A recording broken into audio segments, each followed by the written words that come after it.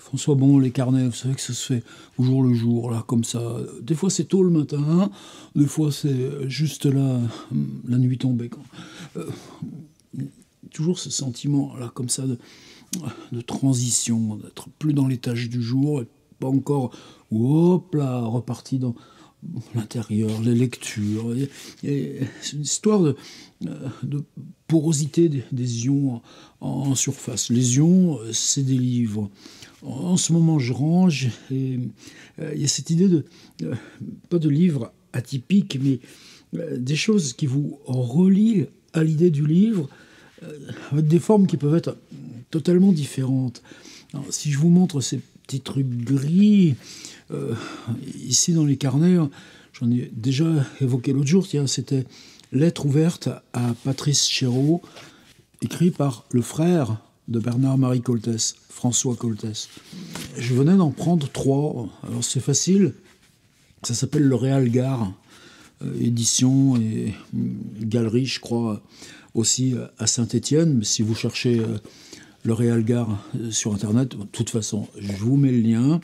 Et ça coûte 5 €. Qu'est-ce que tu fais comme livre à 5 €? Et justement, tu fais ces choses qui peuvent être tellement simples. Regardez, il n'y a même pas de nom d'auteur. Alors quand tu le commandes, tu sais l'auteur, puisque sur le site, tu as tout qui apparaît. Par exemple, Lettre ouverte à la cage des jours, Michael Gluck.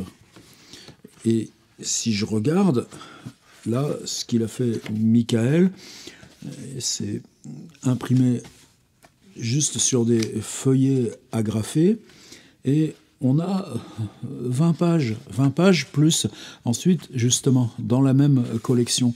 Et si je me mettais à lire, là, les titres dans la même collection, Lionel-Édouard Martin, Lettre ouverte à l'homme calcaire, Raymond Pain-Blanc, Lettre ouverte à celle qui viendra à son heure sans qu'il soit besoin de la sonner, Éric Pessan, Lettre ouverte au banquier séquestré dans ma cave depuis plusieurs semaines, Éric Poindron, Lettre ouverte aux fantômes, les miens, les vôtres et peut-être les leurs, entre parenthèses, RES, René Ponce, Lettre ouverte au poète Anne Chan qui vivait sa vie au 7e siècle de notre ère, Marceline Roux, tiens, ben c'est celui-là, je l'ai. Emilia Sullivan, Lettre ouverte à moitié fermée. Joël Vernet, Lettre ouverte à un marcheur déraisonnable. Thomas Vino, Lettre ouverte au cours naturel des choses. Mais j'ai juste lu le petit bas, puis vous voyez, c'est plein de gens qui sont sans doute vos copains, puisqu'ils sont les miens, mais à fabriquer. Bam, bam, papier, coup d'agrafeuse, ça a été massicoté, et c'est bon, c'est parti. Peut-être même, je n'ai même pas regardé, mais ça me donnerait envie, je ne sais pas s'ils ont un système d'abonnement, à recevoir un par mois ou un tous les 2 mois, mais ce qui est étrange, pour moi, c'est que, justement, c'est l'absence de nom d'auteur qui fait que tu craques. Lettre ouverte aux pierres des poches de Virginia Woolf. Et à quoi tu penses? Les dates, je m'en souviens, c'était le 18 mars 1941. Virginia Woolf se suicide, et c'est seulement en avril, je crois le 16 avril 1941, en tout cas 21 jours plus tard, 3 semaines plus tard, en tout cas c'est facile de vérifier, mais qu'on retrouve sa dépouille dans une rivière qui s'appelle Laos, je crois, quelque chose comme ça. Et c'est 18 jours, quelquefois, moi, ça me hante. Tu vois, d'un côté, toute l'œuvre de Virginia Woolf, et de l'autre côté, là, 18 jours où... Et tout d'un coup, tu vois ce titre, Lettre ouverte aux pierres des poches de Virginia Woolf. Alors, le Réal Gare, c'est toujours cette forme, lettre ouverte. Bon, lettre ouverte, donc c'est une adresse, et c'est une adresse, si c'est la lettre ouverte, c'est que tu écris pour une adresse. L'adresse a un ou une destinataire précis, comme François Coltès écrit à Patrice Chéreau, mais c'est disponible à toutes celles et ceux qui viendront lire, puisque le livre est publié. Donc, quelquefois même, l'adresse, lettre ouverte aux pierres des poches de Virginia Woolf, je ne pense pas que les pierres la recevront ou l'écouteront. Mais cette question de se greffer sur une écriture qui surgit et qui se publie en étant adressée à quelqu'un qui n'est pas là lié à votre pacte de lecture, évidemment, c'est une forme en soi. Alors moi, je pratique plus l'épistolaire.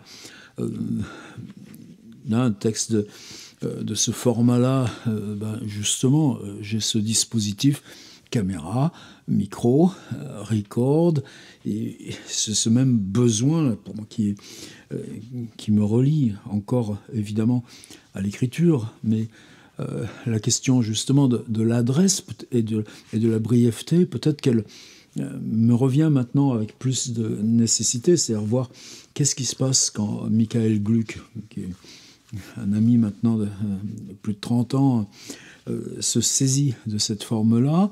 Qu'est-ce que ça m'apprend là, ou sur à qui je m'adresse là? Je vois un œil noir, à côté il y a le petit viseur, il faut que je fasse très attention, parce que vous voyez, si je regarde moi, ma pomme qui parle ici, vous, le regard, il est plus avec vous, tandis que quand je travaille là à être dans cette adresse, à la fois anonyme et ouverte, puisque quiconque...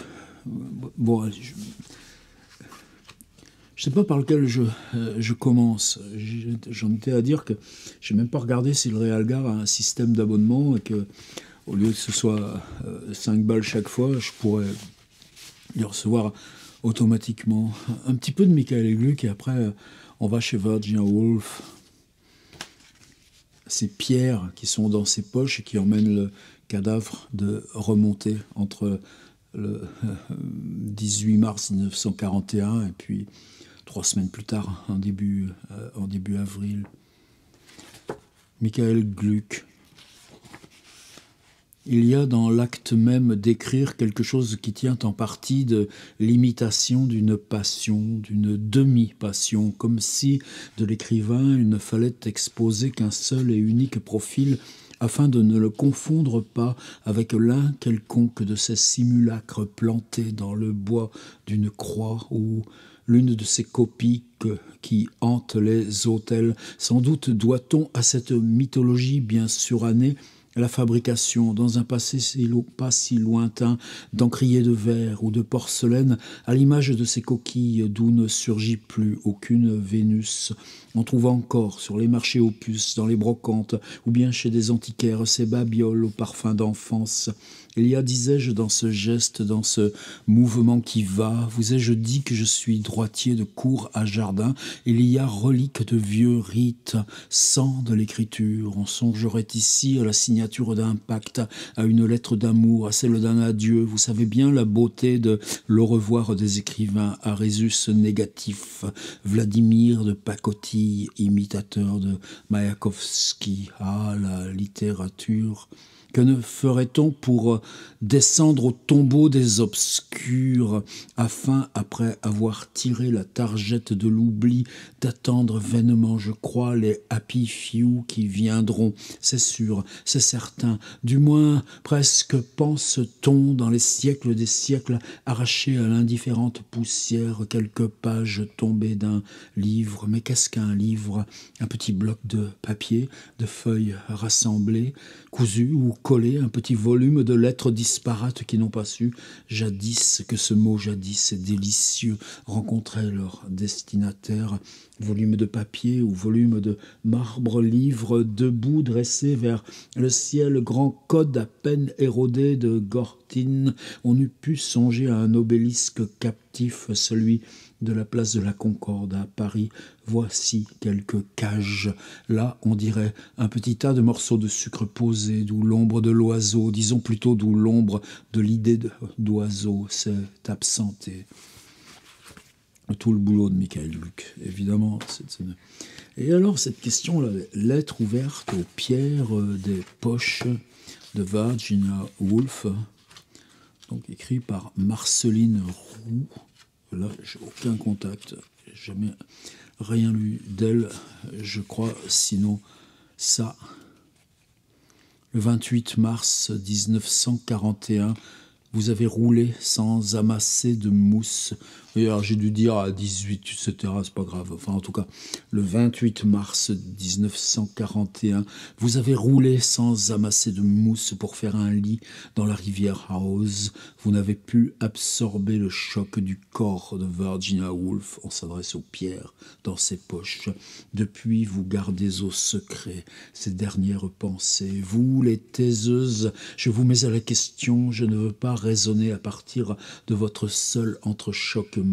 Avez-vous su offrir à Virginia un dernier soupçon de douceur en glissant comme des galets entre ses doigts, apporter un grain de sable, un souffle marin, un horizon plus large que la tempête dans sa tête? Je vous écris pour ne pas en finir avec elle, pour croire que m'adresser à une pierre signifie que je n'oublie pas le don de cette morte, ses combats, ses livres, sa vie de femme, pour que le poids que vous avez fait dans ses poches pèse sur mon aujourd'hui. À chaque mort, je me demande qui écrira cette vie pour qu'elle ne soit pas broyée. Vous, les silencieuses, votre mutisme est impénétrable, pas moyen de vous faire cracher le morceau. Je voudrais rattraper les ultimes images mentales de Virginia marchant vers l'eau, les textes auxquels elle croyait encore, les enjambées qu'elle aurait pu ajouter, les discussions, les dernières paroles dont elle se souvenait. Était-ce celle de son amie Vita, de sa sœur Nessa, de son mari Léonard, toutes à la fois? Se réjouissait-elle, dans un dernier pied de nez, d'abandonner les verres de lait prescrits par les médecins, ridicule remède contre son mal? Snobait-elle, dans un dernier regard, les avions allemands rugissant dans le ciel, qui passaient désormais sans l'effrayer? Les parties de boules qu'elle n'aurait plus à perdre, les robes qu'elle n'aurait plus à choisir, les voix qu'elle cesserait d'entendre. Croyait-elle libérer son mari du poids de sa présence maladive? Savait-elle inconsciemment qu'elle échapperait à la vision terrifiante de l'ouverture des camps? À l'ouverture du livre, de ces 20 pages, peut-être juste la toute fin, la toute fin. En attendant ce jour, chaque fois que je marche le long d'un fleuve, je vous porte en moi. Cet automne, j'ai marché le long de la Kyo, qui n'est pas Laos, mais presque. House était autrefois nommé Your. On ne va pas chipoter, à une consonne près, c'est cela. Le nom de Cure évoque spontanément des vertus curatives. Virginia n'aurait pas aimé cette deuxième mièvrerie. Elle aurait préféré les champignons vénéneux vus le long du chemin qui ajoute du piment à la sauce de l'au revoir. Elle qui a fait feu de tout bois pour écrire continue d'infuser et pas comme tiède tisane. Guillemets, quand je périrai, ce sera avec tous mes pavillons déployés, écrit-elle sur l'avant-dernière page de son journal. Je suis certaine désormais que vous l'avez vue toute offerte à sa décision. Cette femme a toujours réalisé les programmes qu'elle se fixait. Je relis cette phrase comme une prophétie, comme un ultime coup de pied aux fesses lancé vers moi, plus efficace qu'un jet de pierre. Elle me servira d'oracle pour chaque instant du reste de mes jours. Elle me soufflera de ne jamais perdre une goutte de vie. Virginia reste mon alcool fort. Et vous, Pierre, mes talismans, vous m'avez convaincu. Mieux vaut ne rien en dire. Marceline Roux, Auré Algar, lettre ouverte aux pierres des poches de Virginia Woolf. Et tu sais pourquoi aussi ce journal, ce carnet-là? C'est que dans ce boulot-là de retri, de rangement, je me sers aussi là de mon conteneur de stockage. Besoin de retrouver simplement un peu de volume autour. Mais je ne sais pas où les mettre. Tout simplement. Je ne sais pas où les mettre. Je n'ai même pas cité celui de Bernard Bretonnière aussi. Ouais, plein d'auteurs Anne-Laure Buffet, Antonin Crène, Jacques Sirard, Jacques Josse, François Coltès. Ah bah tiens, il doit être postérieur, celui de Bretonnière, puisqu'il n'est pas dans la liste. Allez voir au Réal Gare. À demain.